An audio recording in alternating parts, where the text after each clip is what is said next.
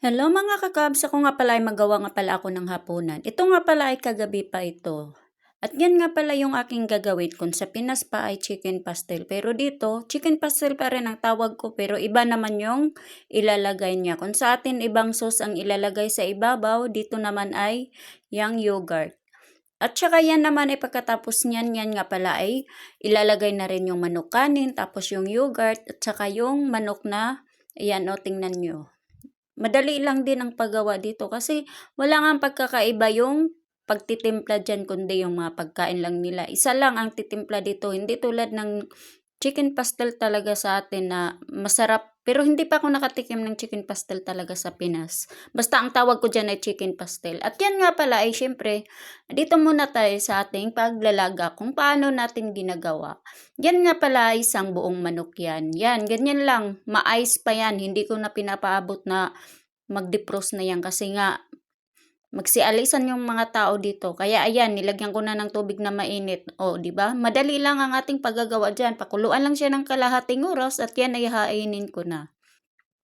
At yan naman ay ilalagay ko na rin yung bigas pero nilipat ko yung kanin ko sa kabilang kaldero kasi nga malaki yung kaldero na ginagawa ko. Kasi nung nakaraan, iwan ko kung sino ang nagamit, sumabog yung pressure cooker. Nagsabugan dyan sa kusina. At yan nga pala, pagkatapos ko isa lang yung kanin, dito muna ako, maghihimay muna ako ng manok. Kahit mainit yan, tinitiis ko lang talaga yan. At yan nga pala, akin na yan, binibilisan dyan pag himay para naman ako ay makapagluto na habang ako ay nagsasalang na rin ng kanin. At yan naman ay madalian lang talaga yan sa pagluluto. Basta tingnan mo lang kung ano yung ginagawa nila pero ako naman ay natuto lang naman talaga ako kahit hindi naman ako nakatingin sa kanila. Kasi ang tinatandaan ko lang wala namang iniibang hinahalo kundi magkaparehas lang. Kasi dito naman kasi yung mga lagayan nila nakahalera lang kahit gaano yang kadami.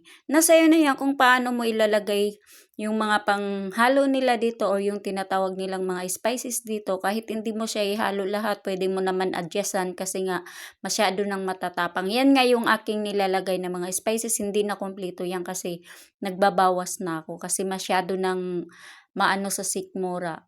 Ako hindi naman ako kumakain kahit ako yung gumagawa, pero hindi naman masabi na hindi ako kumakain na marumi yung paggagawa ko. Siyempre, lilinisan pa rin natin. O di ba nung natapos na lahat ng aking pagluluto kasi nga humihingi na yung bata, ayan ang binibigay ko. Bali yan sa bata lang yan kasi nga wala naman problema yung mga matatanda dito. Bahala na sila magsisando kasi dito hindi yan minsan nagkasabay-sabay kumakain. Basta meron na yung pagkain dyan, hayaan ko na lang yan dyan. At yan nga pala ay pagkain lang yan ng bata. Bali, bibigay ko lang sa kanya, uwi na yan sa kanila, dadalhin niya yan. O di ba ganyan lang.